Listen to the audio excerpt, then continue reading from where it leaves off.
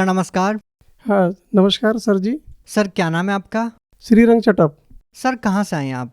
मैं नागपुर जिला सावनेर तहसील गांव नंदापुर।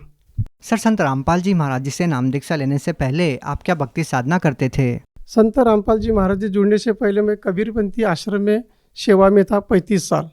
वे हमारे पुराने गुरुजी संत अजबदास जी महाराज थे। उन्होंने 1952 में संत कबीर आश्रम नंदापुर की स्थापना की थी और मुझे बचपन से भक्ति का लगाव था, ईश्वर जी के खोज में लगाव था। तो मैं 5वीं क्लास में था जब वारकरी संप्रदाय में था और मेरी इच्छा थी कि मैं हरिभक्त परायण बनूंगा, कीर्तन करूंगा, पढ़ाई नहीं करूंगा, ड्यूटी नहीं करूंगा। तो मैंने 6वीं क्लास में स्कूल छोड़ दिया था और आनंदी वहाँ जाने वाला था अपना वारकरी संप्रदाय हरिभक्त परायण कीर्तनकार बनने के लिए।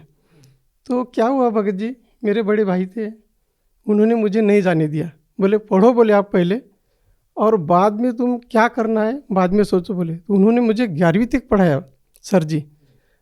और मैं रामटेक जाता था। पहले मेरे गुरुजी रामा कोने अजबराव दास हिवरकर जी वारकरी संप्रदाय हरिपाठ करता था, उनके पास में कीर्तन में बैठता था और उनके साथ कम से कम 20-25 साल मेरे वारकरी संप्रदाय में गए भगत जी। और फिर क्या आप कोई गुरुपद पे रहे हैं? नहीं, पहले नहीं थे भगत जी गुरुपद पे। फिर सर 11वीं में था, सन 82 में फिर मैं कबीरपंथी संत अजबदास जी महाराज, फिर मैं कबीरपंथी में नाम दीक्षा ली और वहाँ 35 साल सेवा में रहा। गुरुजी जाने के बाद मुझे उन्होंने उत्तराधिकारी बनाया और मैं 10-15 साल गुरुवाई किया। बहुत से भक्त लोगों को नाम दिया, चौका आरती करता था, पूजा पाठ भक्त लोगों के यहाँ जाता था। हर महीने में आश्रम में सेवा होती थी। सर आपका जो 35 साल का अनुभव रहा है कबीर पंथ के साथ और आपने बताया कि आपने गुरुवाई भी की है, आप जिस अटूट श्रद्धा के साथ लगे हुए थे, तो क्या आपको वास्तव में लगता है कि आपने परमात्मा को पा लिया था? नहीं जी, नाम दिया था, पास नाम का वो मंत्र जाप करता था, लेकिन परमात्मा के बारे में नहीं पता था कि सतलोक में परमात्मा है।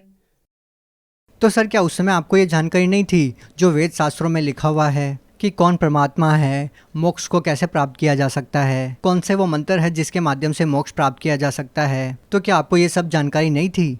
नहीं जी, उसके बारे में उतनी जानकारी गुरुजी ने, हमारे पहले गुरुजी ने दिया था।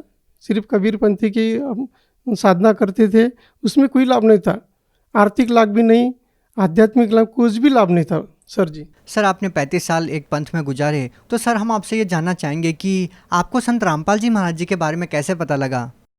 संत रामपाल जी के महाराज जी शरण में ऐसा पता चला, जो पहले हमारे आश्रम में जुड़े थे अपने ढोबड़े भगत जी, तो उन्होंने मुझे फ़ोन करके बुलाया। बोले वो वहाँ कुछ भी नहीं, बोले वो काल की भक्ति है, बोले वो आप छोड़ दो, बोले और हमारे संत रामपाल जी महाराज की नाम दीक्षा लो और अपना कल्याण कराओ। बोले उन्होंने मुझे बताया कि आप साधना साल मेरे सत्संग देखो। तो मैंने सर जी 6 महीने सत्संग सुना और उसमें शास्त्र आधारित भक्ति बताई संत रामपाल जी महाराज जी ने, और फिर मैंने नाम दीक्षा ली। सर आपने बताया कि आपने संत रामपाल जी महाराज जी का लगातार 6 महीने तक सत्संग सुना, तो हम आपसे ये जानना चाहेंगे कि जो आध्यात्मिक ज्ञान आपको पहले था, जिसके आधार पे आप गुरु भी बन गए थे, आपके शिष्य भी हो गए थे और आप जो है सत्संग भी करते थे, और जो ज्ञान आपने संत रामपाल जी महाराज जी से सुना वो कितना अलग है? बहुत फर्क था। हाँ, क्योंकि जो अपने संत रामपाल जी महाराज जी जो ज्ञान बताते शास्त्र खोल खोल के, उन्होंने ऐसा बताया कि अभी परमात्मा कौन है, संत किसे कहते हैं, पूरा उन्होंने डिटेल बताया हर शास्त्र खोल खोल के। तो पूरा आध्यात्मिक लाभ ऐसा हुआ कि सतलोक में परमात्मा कबीर साहब है, इनकी भक्ति करने के लिए ये मार्ग से जाना पड़ता है, ये भक्ति करनी पड़ती है। तो हमको बहुत अच्छा लगा, इतना आनंद हुआ कि चलो भाई नाम लेना चाहिए। सर आप एक गुरुपद पे रहे हैं, आपके लिए बिल्कुल आसान नहीं रहा होगा कि आप जो अपना गुरुपद छोड़कर संत रामपाल जी महाराज जी के एक सिंपल साधारण से शिष्य बन जाएं। एक गुरुपद पे होने के बाद भी आपने उसको त्याग कर परमात्मा पाने के लिए संत रामपाल जी महाराज जी से नाम दीक्षा ली। सर क्या कहना चाहेंगे? भगत जी, सत्संग सुनने के बाद ऐसा लगा कि मैं तो अंधश्रद्धा भक्ति कर रहा हूँ, कबीरपंथी ज़रूर है, लेकिन मैं खुद अंधश्रद्धा भक्ति कर रहा हूँ और अपने जो भक्त बने इनको भी मैं अंधश्रद्धे में डर रहा हूँ। मेरे हाथ से तो बड़ा बोझा पाप बन गया सर के ऊपर। तो मैं खुद नाम लूँगा और इनको सबको रामपाल जी, संत रामपाल जी में शरण में लाऊंगा, ऐसा सोच के मैंने नाम लिया सर जी। सर आपको जो पहले साधना मिली वो आपने बहुत अच्छे तरीके से की, लेकिन जब आपको तत्व ज्ञान मिला, संत रामपाल जी महाराज जी का सत्संग सुनने को मिला, तो आपने अपने पहले वाली साधनाओं को त्याग कर, आपका जो गुरुपद था वो त्याग कर संत रामपाल जी महाराज जी से नाम उपदेश लिया। सर हम आपसे ये जानना चाहेंगे कि सर जब आप गुरुपद पे थे तो आपने अपने वर्तमान गुरु संत रामपाल जी महाराज जी के बारे में अपने शिष्यों को बताया, तो आपके जो पहले शिष्य थे उनका क्या रिएक्शन था, उनका क्या कहना था? उनको जितने भक्त थे उनको मैंने बताया कि ये सच्ची भक्ति है और ये शास्त्र आधारित है और इसके मोक्ष मार्ग है ये। तो उनको मैंने बताया कि तो आप सत्संग सुनो और नाम लो। तो उन्होंने मेरा कहना माना और उन्होंने सभी भगत ने नाम लिया। सर क्या संत रामपाल जी महाराज जी से नाम दीक्षा लेने के बाद आपको कोई लाभ मिला? संत रामपाल जी महाराज जी से नाम दीक्षा लेने के बाद पहला लाभ तो आध्यात्मिक हुआ कि परमात्मा कौन है। और पहले हम तो ऐसे जानते थे कि आत्मा अपने शरीर में है और परमात्मा दूसरे शरीर में, वो परमात्मा है। लेकिन संत रामपाल जी महाराज का नाम लेने के बाद ये पता चला कि परमात्मा कबीर साहब है और ये सतलोक रहता है। ये लाभ हुआ आध्यात्मिक, मोक्ष का मार्ग मिला। और दूसरा लाभ शारीरिक ऐसा हुआ भगत जी, मैं काटोल तरफ से आ रहा था और जगत भाई के साथ बैठ के आ गया। तो वो बात है भगत जी 28 जुलाई 2020, इतना ज़बरदस्त एक्सीडेंट हुआ भगत जी कि मेरे बाजू वाला जो जगत बंधु है वो उनका पैर टूटा, 2 जगह हाथ टूटा और मेरे सामने वो बहुत ज़बरदस्त एक्सीडेंट हुआ। और मुझे भगत जी खरोच तक नहीं आई। परमात्मा ने ऐसी सुरक्षा दी, संत रामपाल जी महाराज ऐसी सुरक्षा दी कि कुछ भी नहीं हुआ, जस का तस में जो रखा। ये एक लाभ हुआ। और शुगर की बीमारी थी, गोली खाना पड़ता था सर जी, दोनों टाइम खाना खाने पहले। जब से नाम लिया तब से मुझे आरोग्य मिला, कभी बीमार नहीं, कभी दवा खाना नहीं, कुछ भी नहीं। ये शारीरिक लाभ हुआ भगत जी। सर आपको ये शुगर कब से थी? सर जी ये मानसिक तनाव चढ़ गया था आश्रम से बाहर निकालने के बाद, तो शुगर पर मुझे फेंक दिया। तो दोनों टाइम गोली खाना पड़ता था। और सन 14 में ये चालू हुई थी। सन 18 में मैंने नाम लिया तो मेरी शुगर गायब हो गई और मैं गोली नहीं खाता और अच्छा स्वास्थ्य है। सर आप भगत समाज को क्या संदेश देना चाहते हैं? सर जी भगत समाज को मैं संदेश तो नहीं दे सकता, लेकिन प्रार्थना जरूर कर सकता हूँ कि संत रामपाल जी महाराज के चोले में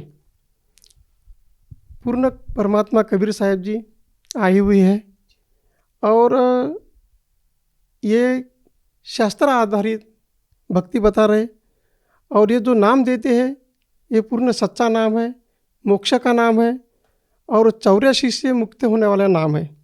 तो सभी भाई बहन सभी को मैं प्रार्थना करूँगा कि संत रामपाल जी महाराज से नाम दीक्षा लो और अपना कल्याण कराओ। सर जैसे कि आपने बताया कि पहले आप गुरुपद पे रहे हैं और आप अपने शिष्यों को जितना आपको ज्ञान था वो आप ज्ञान देते थे, लेकिन संत रामपाल जी महाराज जी के सत्संग सुनकर आपको लगा कि नहीं, जो ज्ञान संत रामपाल जी महाराज जी के पास है वो आज किसी के पास नहीं है। तो फिर आपकी तरह जो अन्य धर्मगुरु जो गुरुपद पे बैठे हुए हैं उन लोगों को आप क्या संदेश देना चाहते हैं, क्या कहना चाहते हैं? जे धर्मगुरु है मान बढ़ा में फंसी हुई है, इनको मैं ऐसी प्रार्थना करूँगा, मानव जन्म दुर्लभ है, मिले न बारंबार। ये 84 योनि का भोग भोगने के बाद मानव जन्म मिलता है और अपने सच्ची भक्ति ने कि सच्चा नाम ने लिया तो जे बड़े बड़े महात्मा बड़े बड़े धर्मगुरु हैं, इनको सोचना चाहिए कि सच्चा नाम मैंने भी पाना चाहिए और जो मेरे पीछे लगे हुए हैं भगत जी लोग उनको भी नाम दिलाना चाहिए, ताकि वो उनकी भक्ति सही हो और उनका कल्याण हो जाएगा। नहीं तो उनके सिर पर ऐसा भार रहेगा कि वो चुका नहीं सकते। सर जी सर अगर कोई व्यक्ति संत रामपाल जी महाराज से नाम दीक्षा लेना चाहते हैं तो उनसे नाम दीक्षा कैसे ली जा सकती है? संत रामपाल जी महाराज जी के नाम दीक्षा लेने के लिए परमात्मा ने ऐसी व्यवस्था की है। यूट्यूब पर सत्संग आते हैं संत रामपाल जी महाराज जी के, टीवी पर सत्संग आता है, उसमें नीचे पीली पट्टी आती है, उसमें नंबर चलता रहता है, वो नंबर पे आप कॉन्टैक्ट कर सकते हैं और नाम दीक्षा पा सकते हैं। जी बहुत बहुत धन्यवाद। सत साहिब जी, सर जी, सत साहिब।